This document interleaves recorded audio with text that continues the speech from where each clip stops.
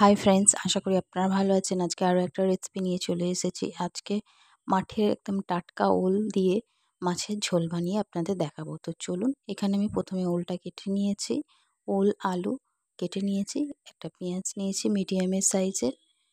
এবার এখানে মশলার জন্য আদা রসুন আর জিরে নিয়েছি। প্রথমে তেলের মধ্যে শুকনো লঙ্কা, দারচিনি আর একটা তেজপাতা দিয়ে একটু দিয়ে দিলাম। দিয়ে এরপর পেঁয়াজগুলো দিয়ে একটু ভেজে নেব।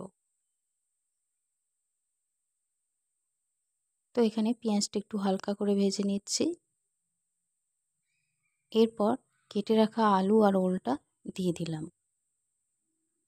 পরিমাণ মতো নুন দিলাম, পরিমাণ অনুযায়ী হলুদ দিলাম। এবার ওল আর আলু ভালো করে ভেজে নেব।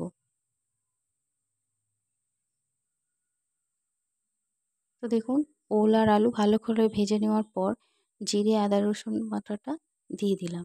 এরপর পরিমাণ অনুযায়ী লঙ্কার গুঁড়ো দিয়ে এটা ভালোভাবে কষিয়ে নেব।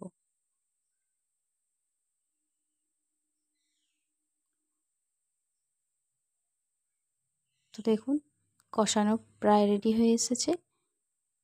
এরপর আমি পরিমাণ অনুযায়ী জল দিয়ে দিলাম।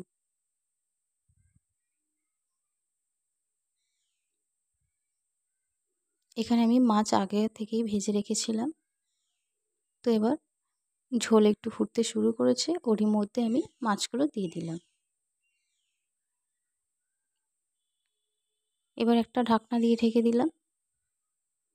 মিনিট পাঁচেক পর ফিরে এলাম। ওল দিয়ে মাছের ঝোল রেসিপিটি রেডি। দেখুন, ওল আর আলু খুব সুন্দরভাবে সিদ্ধ হয়ে গেছে।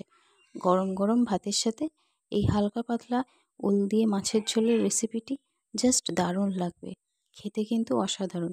তো এই রেসিপিটি যদি আপনাদের ভালো লেগে থাকে অবশ্যই চ্যানেলটিকে সাবস্ক্রাইব করবেন, সাথে লাইক কমেন্ট শেয়ার করবেন। Thank you.